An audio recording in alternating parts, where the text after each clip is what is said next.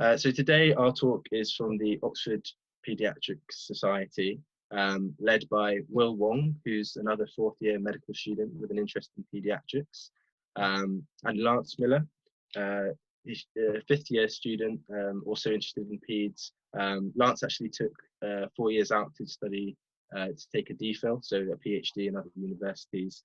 Lance told me to describe it as a look at how babies' brains react to being deprived of oxygen. So I'm sure Lance can tell you more about that if you're interested later on into the talk. Without further ado, I think Lance will be speaking first. So as I said, any questions, put them in the chat. If you want them to be anonymous, post them to Sheila. Yeah, then let's get started. Thanks for the introduction, Remy.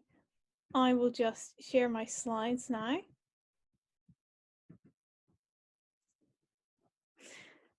Good evening, everyone. Thanks so much for joining us today. I'm hopefully going to tell you why I'm so passionate about paediatrics and medicine for children. We're sure you've had lots of thoughts already about medicine, what it's like, particularly A&E and GP, some of the more accessible, approachable specialties. And hopefully we can give you a flavour of paediatrics today, sometimes one of the less accessible specialties. So what is paediatrics and what makes it such a great specialty? Firstly, there's a huge variety of patients and conditions. Paediatricians look after children from tiny newborns on their very first day of life, as you can see here, to mature young people like yourselves who are becoming increasingly independent and transitioning into adult care. There's a lot of variety in terms of doctors' roles. In addition to the more traditional care in hospital settings on the ward for children too unwell to be at home, paediatricians also go out into the community where they assess and diagnose conditions like autism and ADHD, helping children get the support they need at school and at home. The science itself is also really exciting and can be very satisfying. If you're interested in genetics, many genetic conditions first appear and are diagnosed at a very young age. Infections are another common reason for children to need medical care, and often children recover very quickly once you've made the right diagnosis. And my personal favourite, the developmental abnormalities of the embryo, in which all sorts of things can go wrong. The body undergoes an amazing three-dimensional process of origami in forming the organs that we have as adults. Paediatricians are also really friendly and enthusiastic doctors. If you think about the fact that they have the time and the patience to take blood from a screaming toddler, it also makes them very relaxed and considerate towards their colleagues and patients. And paediatrics is also a specialty that makes a huge difference, not only to people's quality of life, but also to saving the lives of young people. And hopefully I can show you some of that difference today. So the first case I'm going to tell you about is the story of baby A. He was a child who I saw during my 6-week placement in paediatrics in Oxford earlier this year. And for me, his story really shows what modern medicine is all about. So I saw baby A on the neonatal intensive care unit for ill children, and although none of the pictures in these talks will be of the children that I met during my placement, this image shows a baby in an incubator being cared for in really high intensity circumstances, just like baby A. He had a really difficult start to life.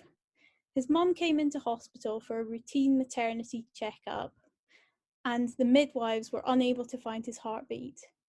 When the doctors were called in to look for his heartbeat, they found that it was weak and fast. So his mum was rushed to theatre for an emergency caesarean section. Baby A was born 8 weeks premature, and when he was removed from his mum's womb, he was blue and gasping for breath. This is when he was taken to the neonatal intensive care unit at the John Radcliffe Hospital in Oxford.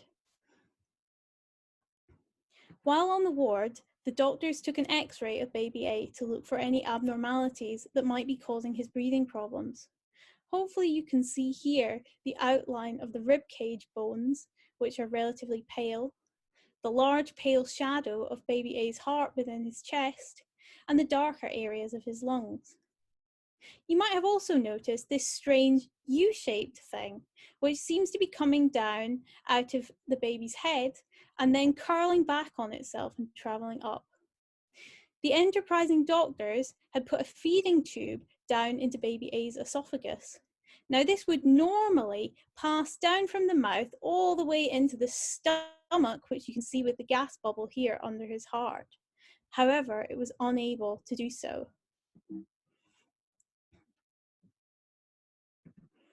With this simple x-ray, the doctors were able to diagnose a very rare condition called esophageal atresia, which means shortening of the esophagus, which doesn't connect down to the stomach like it normally does. These children also often have a tracheoesophageal fistula, in which the bottom end of the esophagus makes an abnormal connection to the windpipe. Now, I wonder if any of you could put in the chat what problems you think this might cause for baby A.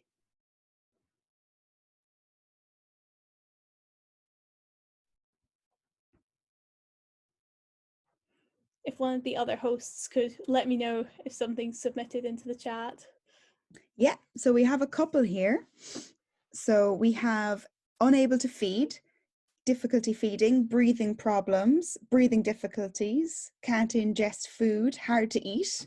They're coming through thick and fast, but these are the themes. Would that be fair to say, Lance? Yeah, absolutely, definitely. So a big concern is that with no connection between the baby's mouth and the baby's stomach, he would be completely unable to feed.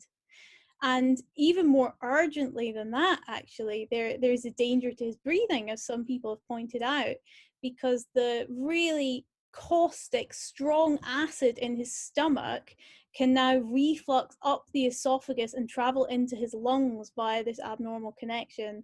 And that puts his fragile lungs really at quite high risk of damage. So the doctors were very worried about this. Less than 12 hours old and 8 weeks premature, still struggling to breathe, baby A was rushed to surgery to prevent this happening to his lungs. And this shows you one of the operating theatres at the John Radcliffe Hospital where this surgery might have taken place. Amazingly, baby A survived his operation. The surgeons were able to reconnect the top and the bottom ends of his esophagus so that he would be able to feed, and they were able to close off that abnormal connection between his trachea and his esophagus.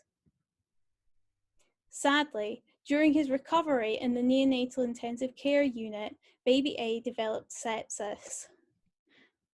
Sepsis is caused by bacteria entering the bloodstream, and the doctors thought that this occurred through one of his catheter sites, which is a tube going into the venous system, which supplies medications and nutrition to the baby.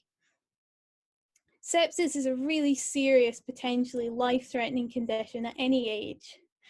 However, it's even more worrying in a newborn, as these very young babies don't have an immune system yet to fight off the bacteria. But the paediatricians had a really powerful low-tech weapon against infection. Baby A was immediately started on his mother's breast milk, given via a feeding tube directly to his stomach. Breast milk contains not only antibodies, but also white blood cells, and this gave baby A some of his mother's immune system. She was a healthy young woman who had fought off many infections, and with the support of her milk, he was able to recover from his. A few weeks later, baby A was well and getting ready to go home with his mum and dad.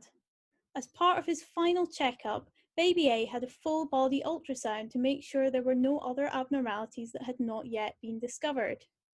Here's a picture of an ultrasound probe being used to examine a baby.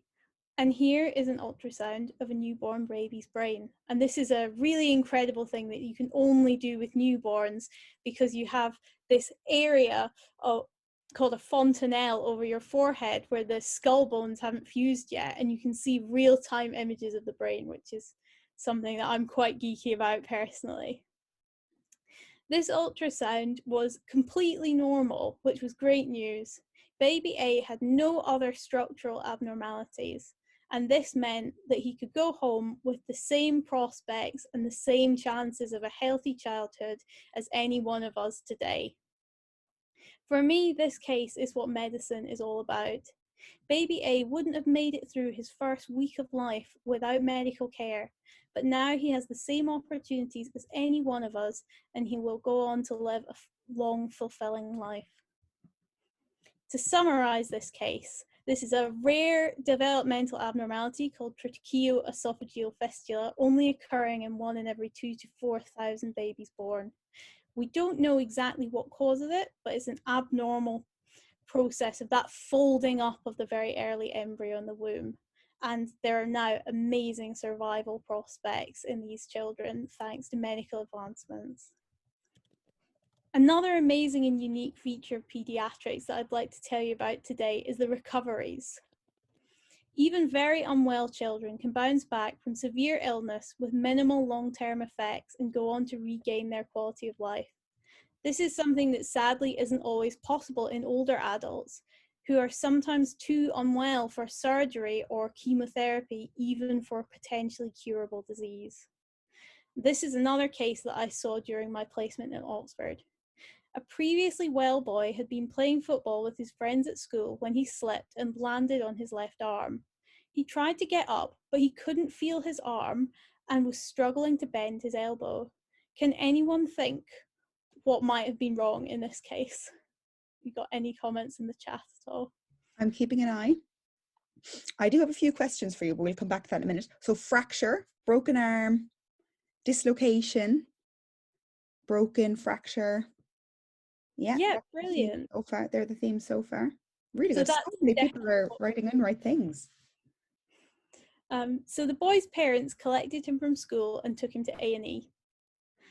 If you were a doctor in A&E, what would you do to try and find out what had happened to this boy if you suspect a fracture or dislocation? Okay, so we got x-rays coming in thick and fast. Patient history, brilliant. I love it. Yes, we got a knowledgeable person there. You've passed your final year exams, if you say that. Physical exam, x-rays, A to E assessment. Oh my God, some of these are better than me. Ultrasound. Okay. Amazing. Yeah. Brilliant. So what they did in A&E, they did an x-ray, just as many of you have suggested, and they found out that the bone was broken. The bone isn't actually broken in this image, but it's quite a rare condition, so this is the best that I could find. But it wasn't just a normal break. The bone wasn't just broken, it was strange. The anatomy was strange. Hopefully you can see here from this picture that the normal humerus, or the bone connecting the shoulder to the elbow and the arm, is a very uniform colour, and it's a nice consistent colour on the x-ray. However, in this boy, they found an abnormal structure. There were these disorganized pockets of density and these large bubble-like areas where the bone was abnormally weak. This was a big concern. The doctors were worried about what had caused this bone to become abnormally fragile. Some samples were taken by a biopsy to look at under the microscope, and an extremely rare bone cancer called osteosarcoma was diagnosed. Hopefully you can see in this picture of a surgical excision that you have this really abnormal, irregular structure with a much more recognizable bone lower down in the picture. This boy underwent 2 months of chemotherapy, which in itself is highly toxic and made him vomit most days and made all his hair fall out. Chemotherapy alone was only able to shrink the tumour. The only way to get rid of the cancer for good would be to do radical surgery, cutting out a large part of the humerus bone, including the whole of the tumour and a buffer zone of healthy tissue. This was a massive operation. I stayed and assisted with the operation from 7 in the morning until 8 at night, but even after I left, the surgeons were still working. And this isn't only draining for the surgeons, this is a massive shock to the boy's body as well. Anyone who's ever had surgery will know how draining and overwhelming it is. But now that they've removed such a large part of his arm, what are they going to do? How can he move his hand with such a huge chunk of bone missing? Well, there's an amazing little technique that I'll tell you about as an aside in plastic surgery. The plastic surgeons were able to remove part of the fibula, which is the bone at the back of your shin or your calf, as this is a bit of a spare bone, and the tibia alone can do most of the work in bearing your weight. The plastic surgeons dissected and cut away the fibula and then placed it between the two ends of the humerus where the tumor had been removed, along with its blood supply. The piece of fibula was then hammered into the healthy end of the humerus at the boy's shoulder to reconstruct his arm. The orthopedic surgeons used huge force with a tool that looks just like Thor's hammer from the Avengers. Metal screws were then drilled into the bone to keep everything in place.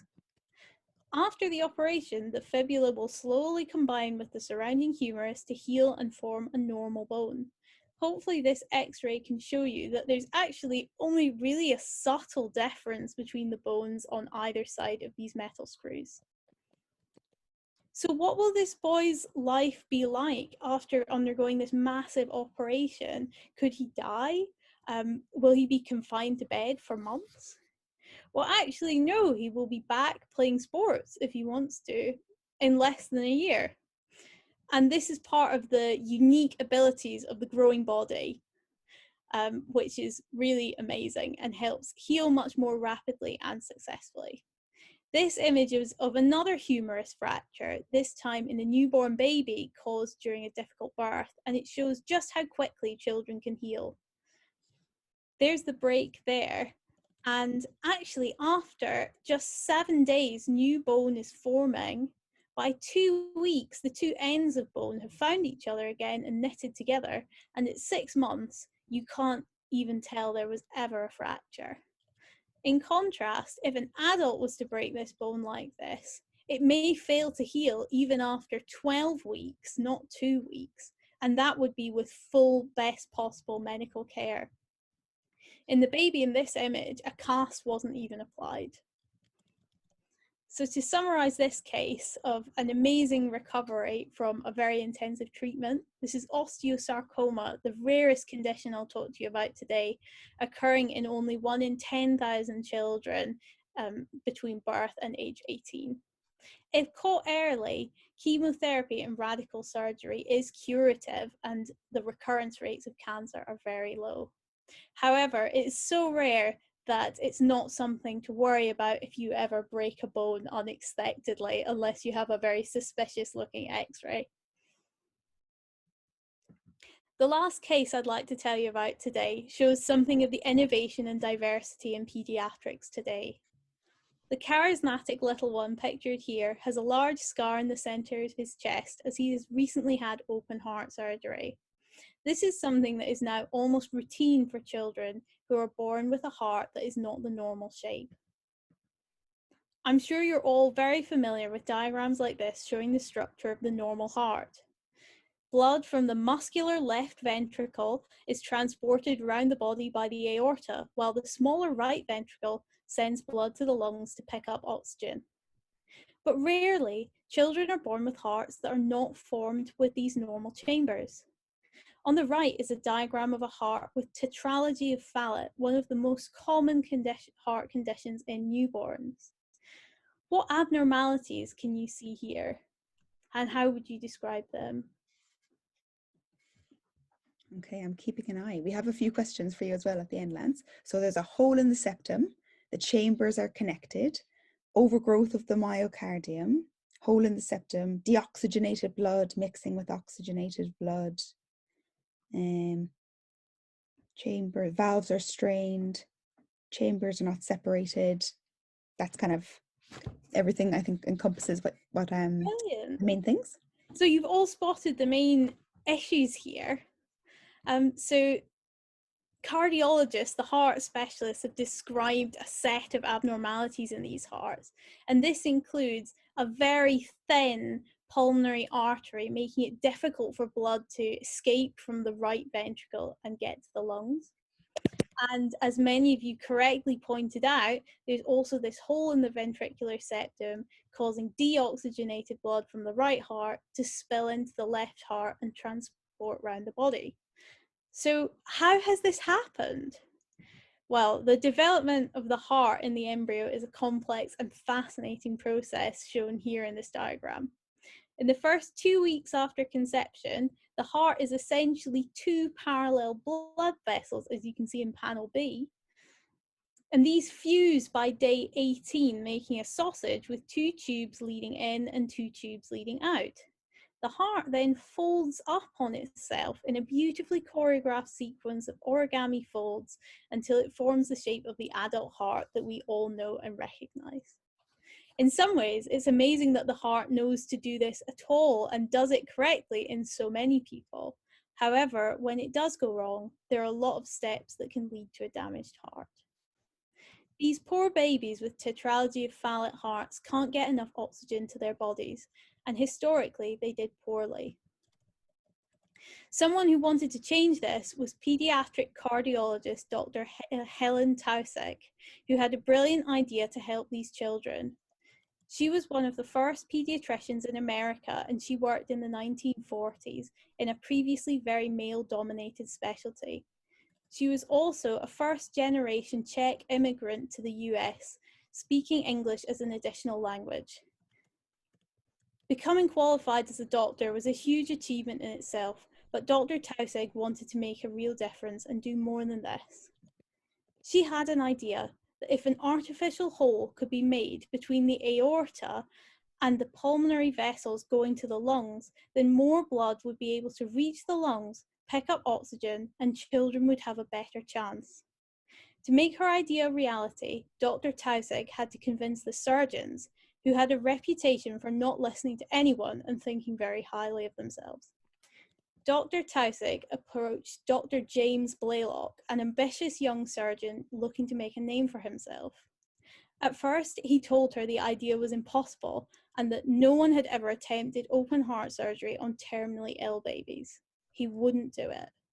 But Dr. Tausig didn't give up, and in 1943, she convinced Dr. Blaylock to operate on his first case with tetralogy of Fallot.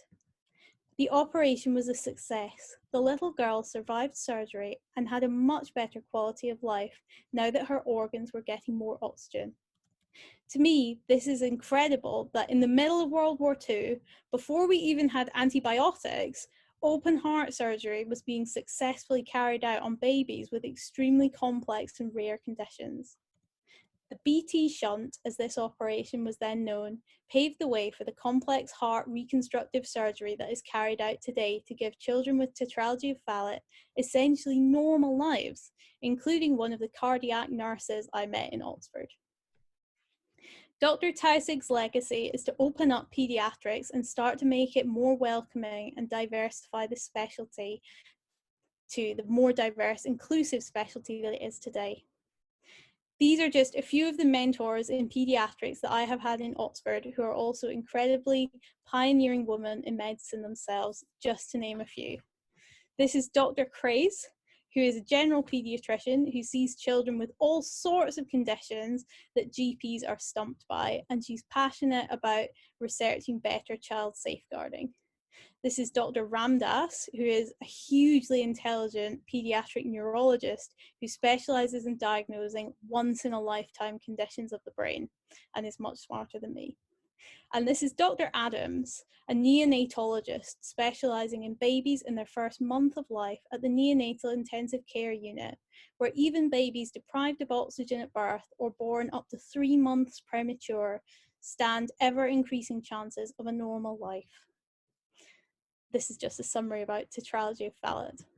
If you'd like to find out more about pediatrics, which I hope you do, I will be putting these links on Instagram to get you started. I hope you enjoyed our talk. I will now hand over to Will, who will tell you more. Just to say, Lance, there are a few questions, but just in the interest of time, I've been answering some of them, the technical ones, and then the ones that I don't know, that you know, maybe we'll come back to them at the end. And people who are interested in the answers can hang on. But that was wonderful. Thank you. Yeah, thank you very much, Lance. You ready, Will? Yeah, I'm ready. Hi guys, yeah, my name is Will. I'm in 4th year of the 6-year course. So I've just started going onto the wards and seeing surgery and stuff like that. But yeah, I thought I'd talk to you guys today about what happens in the first 3 years of the course. So in Oxford, you sort of split into preclinical and clinical, sort of 2-3 year chunks. And yeah, there's a lot of things in the first 3 years which are really relevant to pediatrics, even though you might not be seeing them in hospital. So yeah, I'll just share my screen.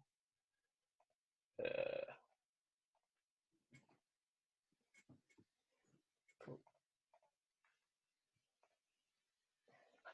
Yeah, right.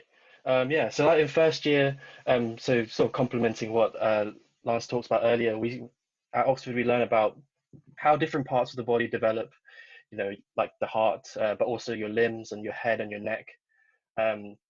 You're also looking at, you know, the link between how does certain genes, what do they do, how do certain mutations cause certain diseases. I'll talk a bit more about that later. In second year, you move on to talking about the development of the brain. So for you people that really enjoy neuroscience and brain development, this is the year for you. And beyond that, what happens when brain development goes wrong, both, you know, during, before birth and after birth, and even when you're an adult. And in third year, I just want to talk about all the different choices you can have. So in first and second year, everyone learns the same things, but in third year, you get a lot of choice. And you also get a chance to do your own research, which I think is really quite cool. So getting started, you know, I just wanted to get you guys to sort of think about what processes are involved in development. And I've picked limb development as a specific example.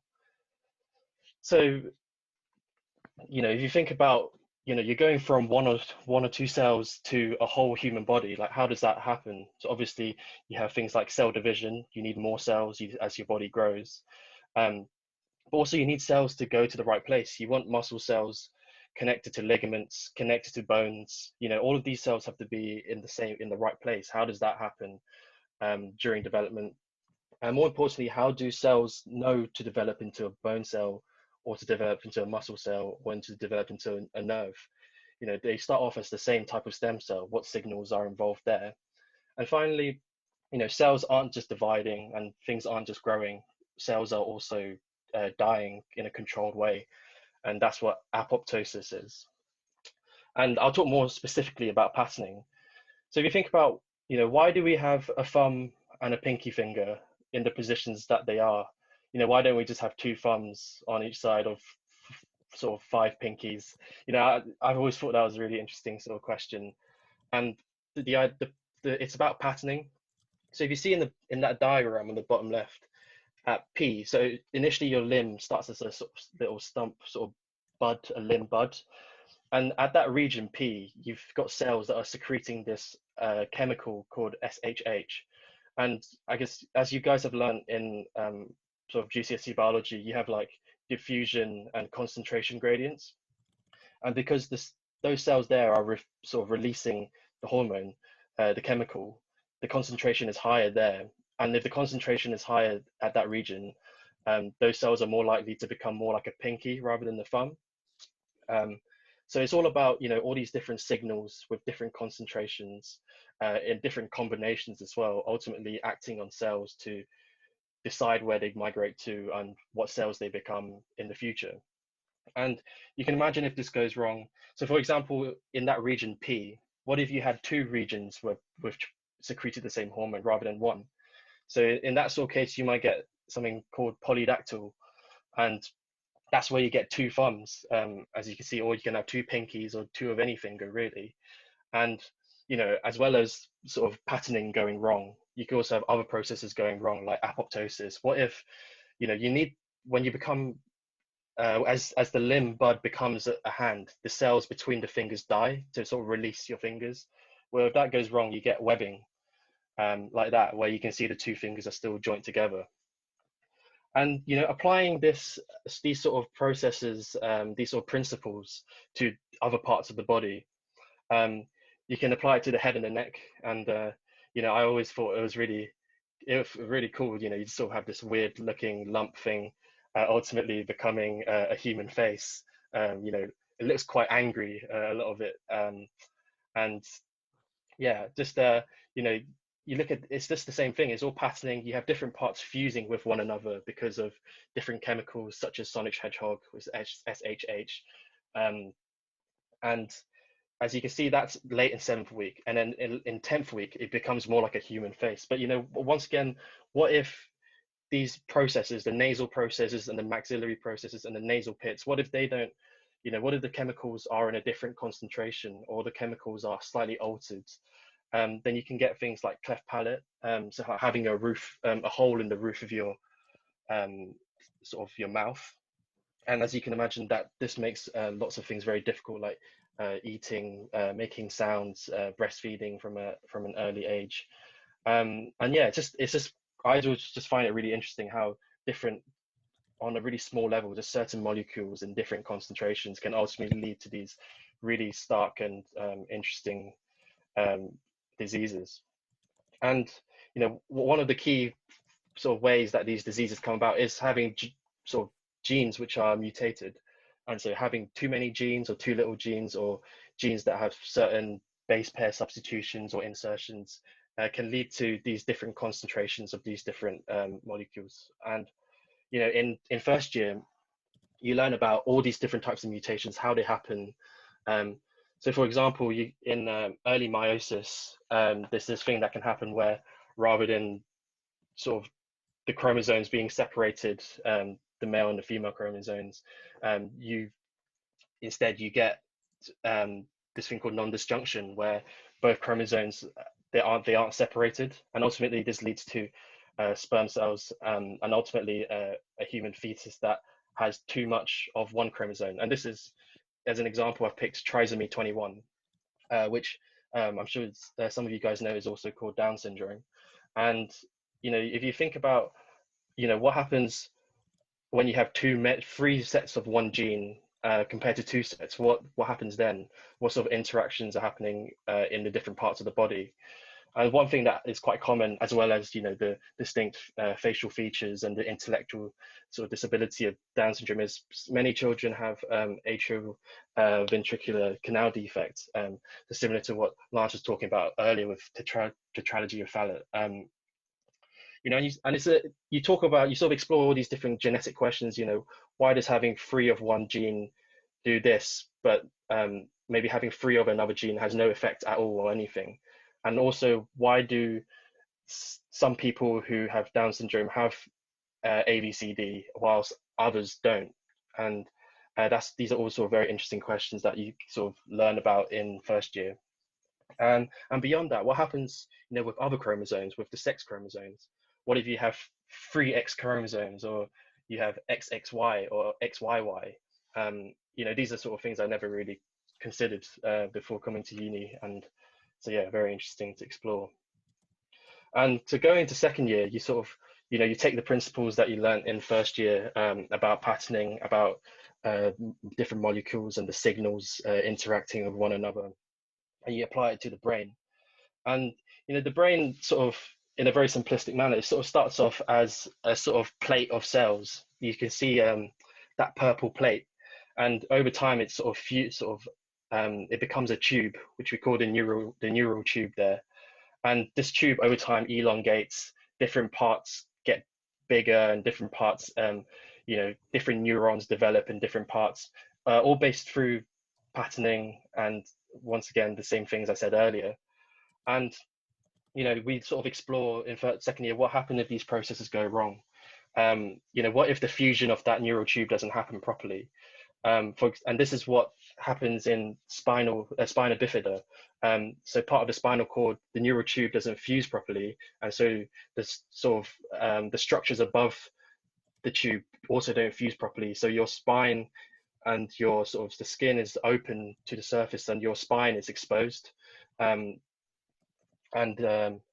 Yeah, beyond that, you know, what happens if it happens at the level of the brain? And that's called anencephaly. So, you know, the skull doesn't develop properly, and you have this sort of undifferentiated mass of brain just exposed to the surface. And so just sort of this really emphasizes why it's really important to like learn about these developmental processes, because, you know, just a sort of a few gene mutations can ultimately lead to massive changes in development, and ultimately have these really sort of quite sort of drastic changes at birth. And beyond that, you know, I also wanted to talk about sort of the link between development and cancer. You know, obviously during development, cells are multiplying at very rapid rates. And for example, cells in the cerebellum, the part of your brain that sort of helps you balance and walk properly, it's some of the cells in the cerebellum are controlled by Sausage Hedgehog, the thing I mentioned before. And this molecule causes these cells to sort of divide very rapidly. And if this isn't controlled properly, you can develop a brain cancer, which presents, it's a very aggressive cancer called a medulloblastoma. And you can still see how sort of dense those little purple cells are in that sort of rosette formation. And you can see how large it is as well in the bottom right in that CT scan. So yeah, just sort of showing the link between development and disease. And moving on, you know, beyond just learning about the development of the brain, you in second year also learn about sort of brain disorders and what goes wrong with brain development.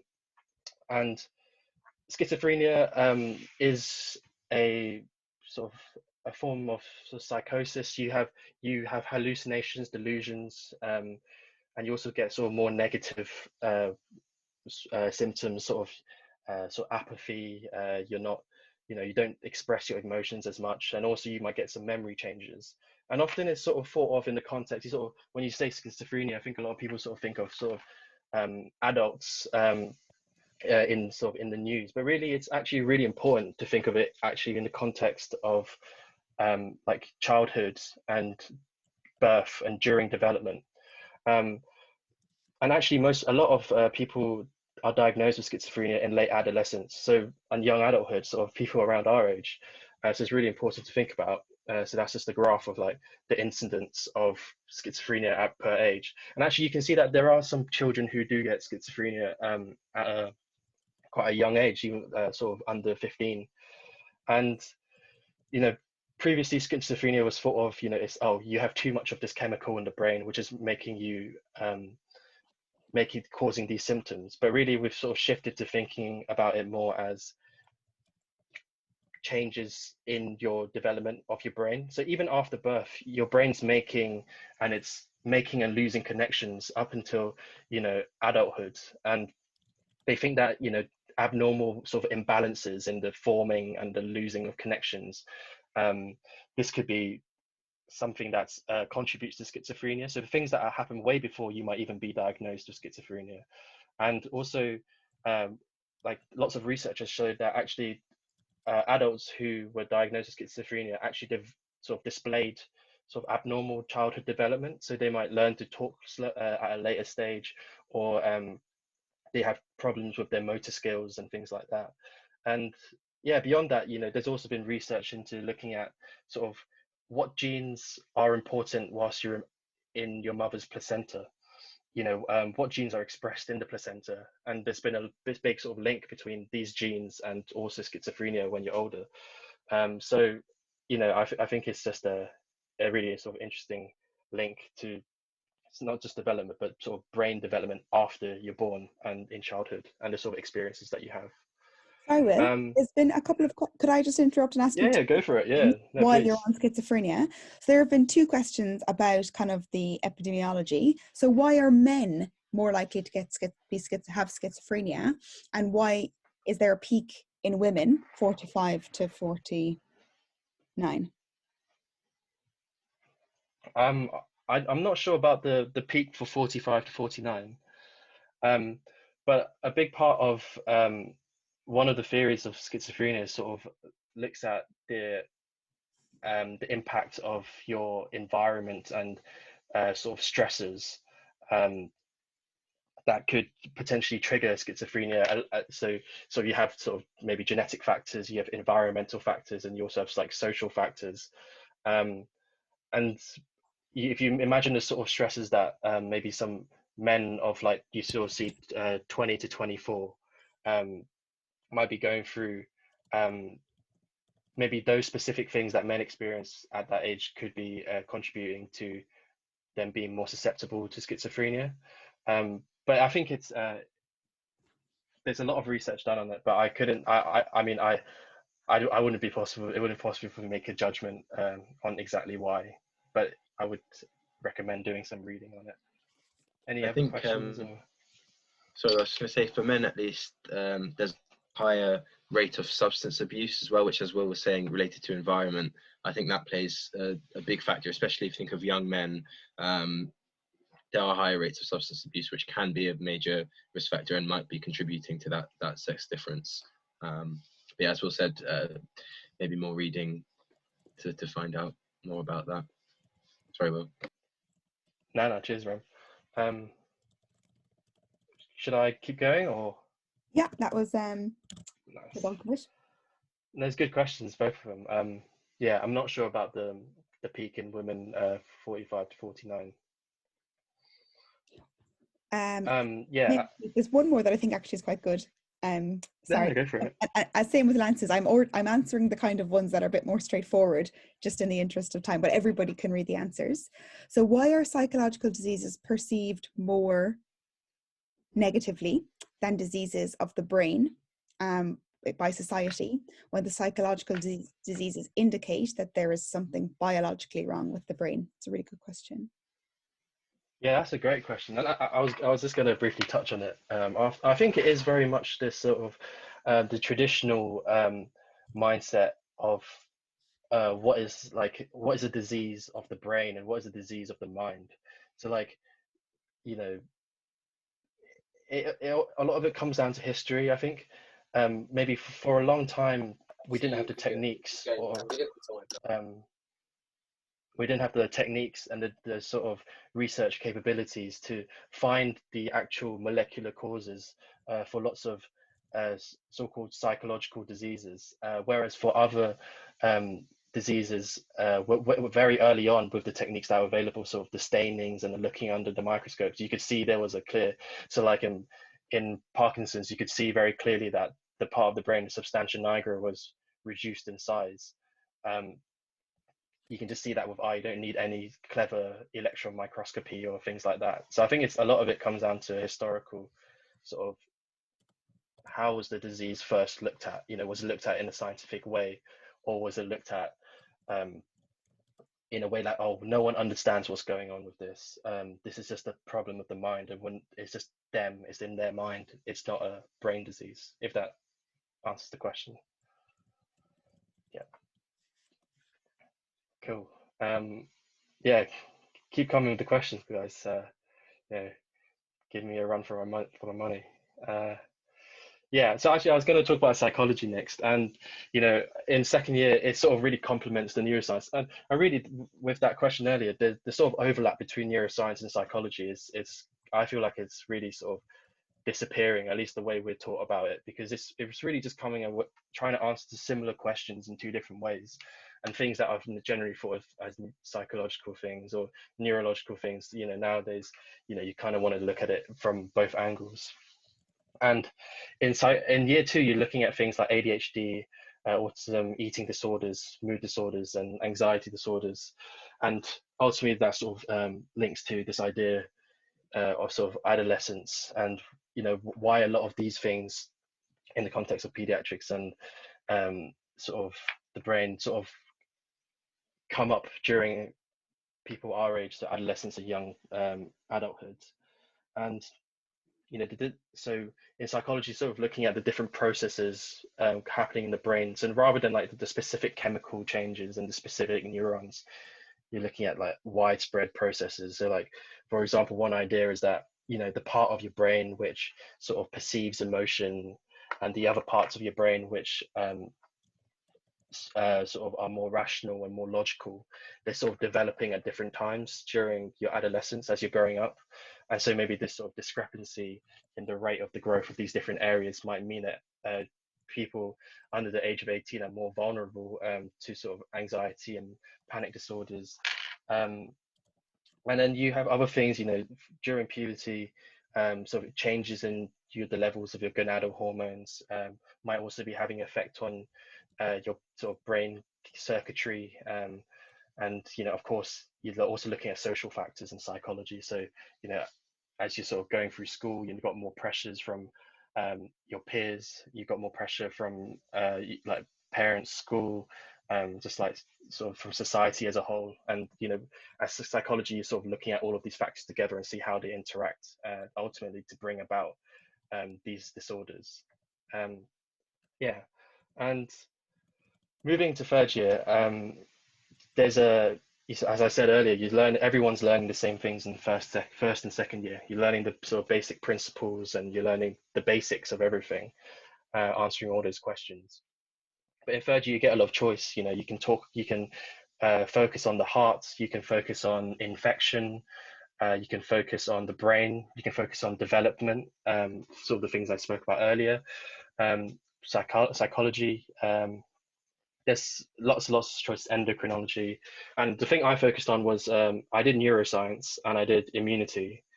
And sort of a really interesting question in immunity, so like how did your immune system works? So you guys might recognize some of these cells, or maybe the macrophages or the sort of the phagocytes. You want to find out what all these. There's so many different types of cells. What do they all do? What are the differences between these cells? If you lost certain cells, what would happen to the person? And one way of studying this is to use sort of mice or rats or other types of rodents, and you sort of take out certain genes and you study them. Are these rats more susceptible to viruses or parasites or bacteria? Do they develop more cancers if they don't have T cells? But of course, there's genetic differences between mice and humans, and clearly we don't live the same sort of lives as a mouse. So, one way of sort of answering these questions is to study sort of children with certain immunodeficiencies. And this is David Vetter. He was born in the 1970s, and he had a mutation in this IL-2RG gene. It's a gene that sort of encodes the development of natural killer cells, of white blood cells, and essentially he didn't have any functioning white blood cells or natural killer cells because of his gene mutation, and that's why he had to live in this I guess he was described as a bubble child, and living in this sort of enclosed system where only filtered air could go in because he was very susceptible to all different types of pathogens. And yeah, in the end, unfortunately, really the sort of treatment of severe combined immunodeficiency or SCID hasn't really moved on too far since the 1970s, and the main way to treat it is through stem cell therapy, so the stem cell transplant. And yeah, unfortunately, David died at a very young age of 12 from Burkitt's lymphoma.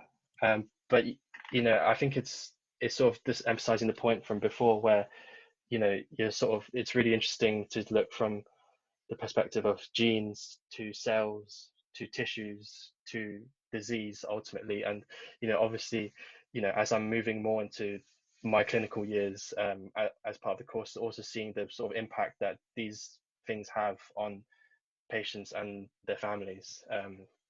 So as you see, medicine is very holistic. You're looking at everything. And another thing that you do in third year is you get to do some research of your own. I sort of came into uni and I hadn't written an essay maybe since English GCSE. And I didn't do any for A level for sure. And then once I came to Oxford, I was you know, they taught me to write essays, and in third year, you know, I've managed to, everyone gets to do a piece of research, and I'm just gonna, you know, talk about it. I did my research on cystic fibrosis. So this is just a genetic disease, affects children and of course adults, sort of filling up their lungs with mucus, making it very difficult.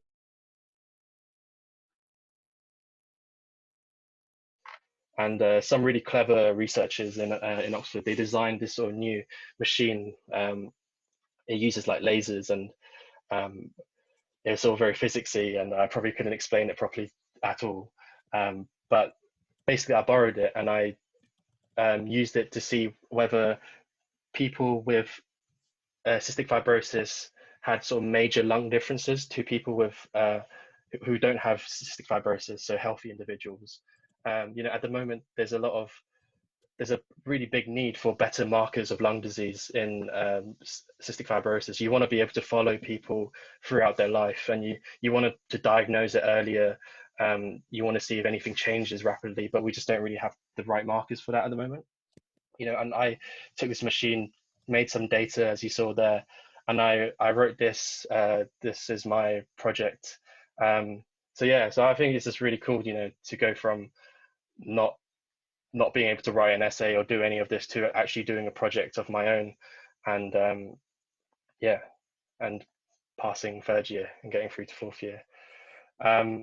Yeah, so that's just like a quick fire sort of look at the first 3 years, and I just want to give you an idea like how much breadth there is. You know, there's so much. This is just a tiny part of what the first 3 years is, and there's so many different things, not just related to pediatrics. And yeah, and basically this is what I'm doing now, and we get a proper pediatrics placement in fifth year.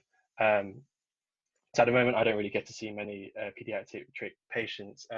Although next week I'm doing ear, nose, and throat surgery, and I hear that there's quite a few children that like to stick things up their nose that require surgery afterwards. So you know, there's a lot of scope for seeing all types of patients, even in fourth year. And yeah, I just wanted to give you guys an idea of what it's like studying here at the moment. And yeah, thank you for listening. This is just a quick picture of, you know, me and Remy. This is me and Remy in first year, first term of first year. I broke my thumb because I fell over, and we had some spare donuts we were trying to give out in the year. You know, this is the chaos of first year, like the bin bags and the vending machines and all that. And this is us now, you know, not you know, just going into the wards, being let loose on there. And yeah, so you know, hopefully you guys will be where we were in that left picture soon, and then you'll be where we are now, you know, through all that hard work. But yeah, hope you guys enjoyed my talk. I'll stop sharing now. Thank you very much, Will, and thank you for them flattering pictures. It really is a journey, and I think we're all very excited to be learning all the time. Whether you're Lance or Sheila, who have both took time out to do a PhD, or us, who are very much on the start of our clinical journey. There's so much you guys can do, and I hope today you've had a chance to get involved into some clinical medicine and preclinical medicine. Sorry we have overrun, but there was so many questions, and thank you guys for being so enthusiastic and so engaged. If you guys do want to stay around for a bit longer, we can see if we can address some of the remaining questions.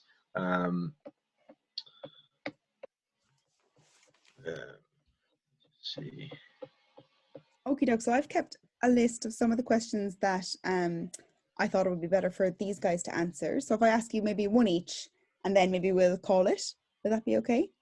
So if I go back to you, Lance, the case... Sorry, I'll just say as well, if any of you could please give us some feedback on this session, how you found it. I've put the QR code up on the screen, so if you just take a picture of that, that will take us to your really short feedback form, and then we can make sure the rest of these talks are even better for you. I'll post the link as well for you guys if you want to do that way instead. Okay, doke. So while you guys are answering that. Lance, could you please ask or answer? One of the questions was about the esophageal atresia case, and somebody was wondering, I think they wanted a little bit more detail on how exactly the shortened esophagus was treated. And then a really interesting question as well that I remember thinking about was, you know, does it have to get treated again every year, or how does it grow with the child? So do you have an answer for that? Really good question.